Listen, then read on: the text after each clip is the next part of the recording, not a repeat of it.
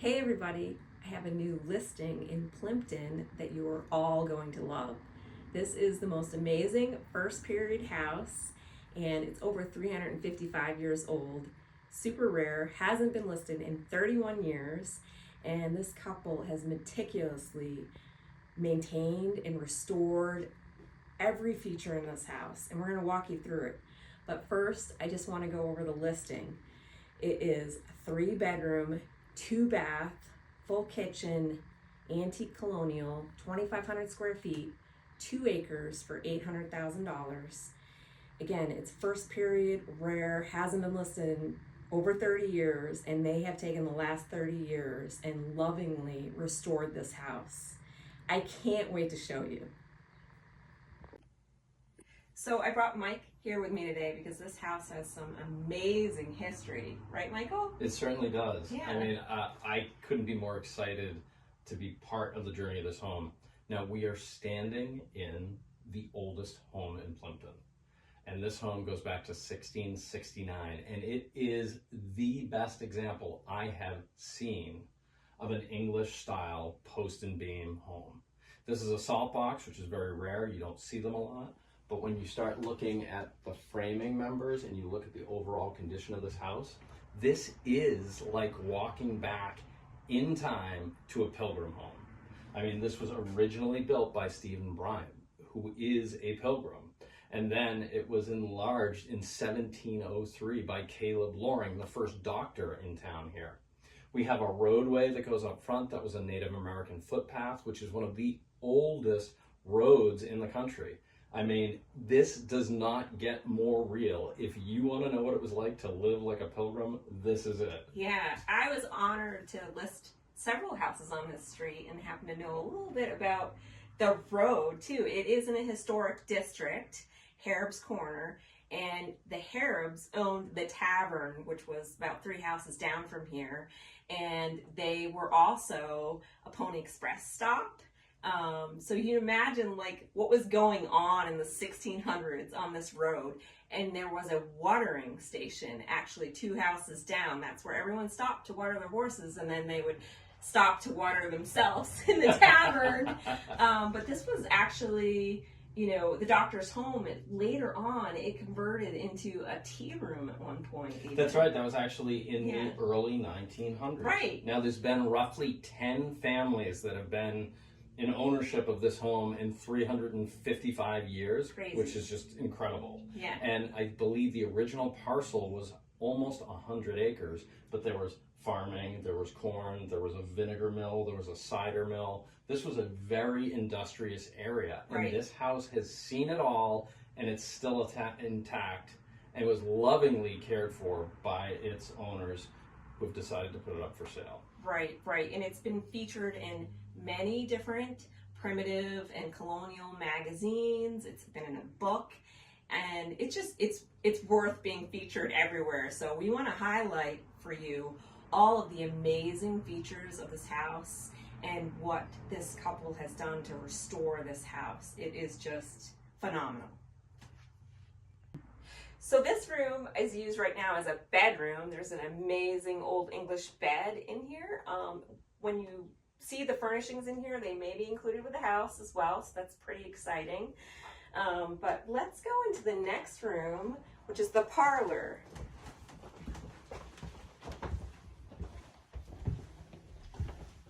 So here we are in the parlor. I love this room. I know you can't wait to talk about this room. No, I absolutely love this room. It's one of my favorite rooms in the house. When you see this massive summer beam that's holding the whole entire house up, I mean, that's one tree. It's 11 inches across. Look at that historic chamfer with the lamb's tongue, and then this raised wood paneling. I mean, this is all dry fit, and it would have had little pegs that hold it all together. Years of paint, the homeowners scraped that paint off so you can see that original paneling still intact. You can see the little burn marks from candles on that paneling. I mean, do you know how long it takes to make something like that? You just can't buy that. That's history. Right, it's crazy. The fireplace, this fireplace has been lined. It is functional, and it's one of 6 that's in this house. I mean, can you imagine sitting back at this table, having a feast, dimly lit, and you don't know who your next guests are going to be coming down the road. I mean, it really makes me feel like we're in the 1600s. Yeah. And it's perfectly preserved. Yeah, and it has all the modern conveniences too. I mean, we have washer and dryer and an oven, stove, and all of the modern conveniences. It's funny, actually, you don't notice any light switches or plugs in here because the homeowners have hid them behind pieces of cloth in the room, but it also makes it feel like it's very first period. It definitely does. I mean, from the floorboards to the ceilings to all the furniture that they've outfitted the house with.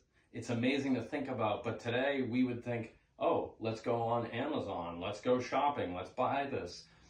This stuff all would have been imported from England because there was no industry here making this back in the 1600s. That's right. It's just I can't say enough how impossible it is to find a house like this.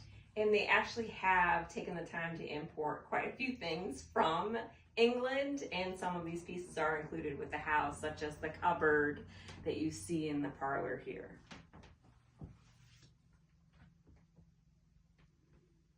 Oh, sure.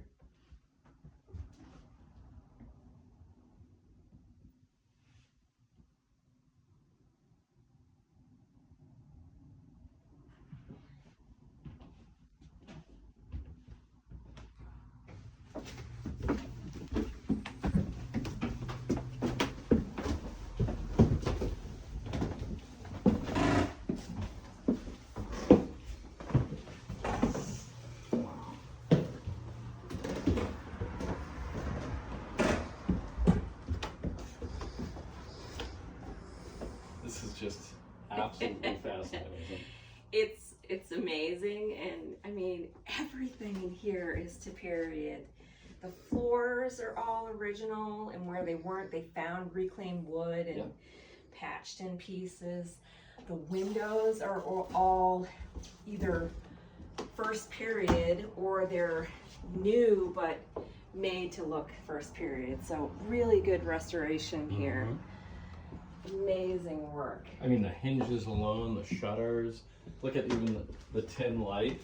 Yeah. I mean, there isn't an attribute of this house that the homeowners didn't lovingly pay attention to and make it feel like exactly a home in the 1600s would have been. Right, but you still have closets. Yeah, you do. And there's tons of room up here. So on the second floor here, we've got 2 bedrooms. We actually have a third little room that could be an office or playroom. And then there's 2 sets of stairs. There's the front staircase that actually walk up all the way to the attic too. And then there's the back staircase that goes down into the dining room. So it's nice to have those modern conveniences too, because these stairs are original, but they are not like the very steep antique stairs in the front. The pulpit stairs are really nice. And it makes it a little bit more flexible nowadays so that you can actually get your furniture up here. Right, that's true. Yeah. But let's go check out the other bedroom.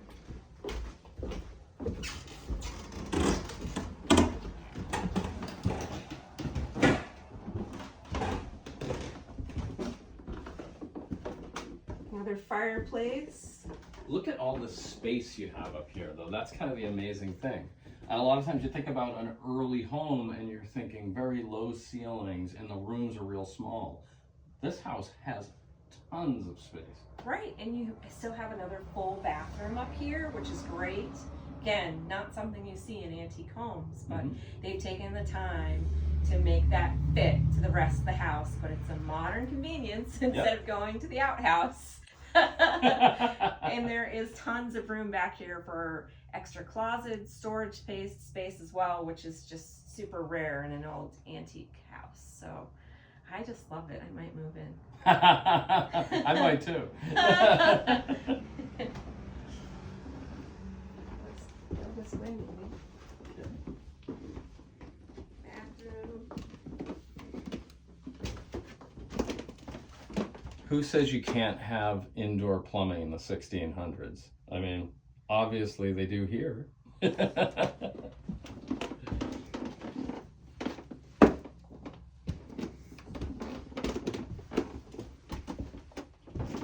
got more closet space. nice. Oh, another bedroom back here.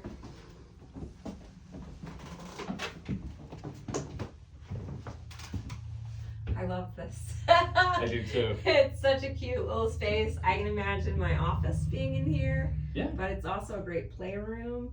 Could be a small child's bedroom too. It's really flexible space, or walk-in closet. Yeah. All right, let's go back downstairs.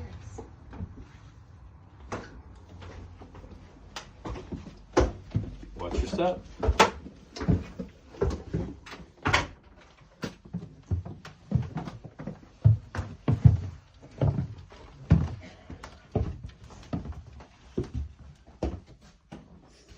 Now we're back into the keeping room area of the house, and this is one of my favorite rooms.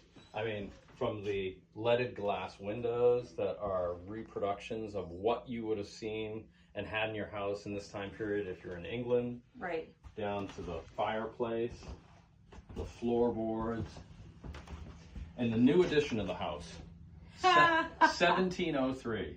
This house wasn't as big as we see it today, but as families do nowadays, back then they did the same thing. As families grew, they expanded the house. This house started as a 3-bay and ended up as a 5-bay, with the newest addition being in 1703 by Caleb Loring. That's right. Yeah.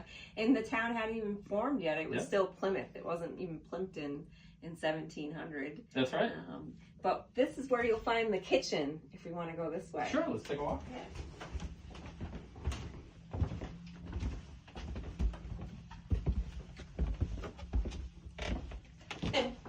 That's where the microwave is. I know. So this is cool. Just hide the microwave away. You have everything you need here. Soapstone, you know, beautiful view to the backyard. All your cabinetry, and your fridge is hidden in this little alcove here. This fireplace works, and the fireplace on the other side works as well. It's all lined. Look at that. The old fireplace crane. I mean, I thought I would feel like I was making dinner in one of these Dutch ovens as they would have done traditionally. Again, and they have just outfitted this room beautifully. You've got the nice wood paneling, the original hearths, mantle. It's nice and simple, but it's a functional kitchen for somebody even now. Right, yeah, and I love the lofted space. It makes it feel a little bit bigger in here. Yeah. It is just stunning. The colors, everything, it fits the house so much. Definitely does. I love it.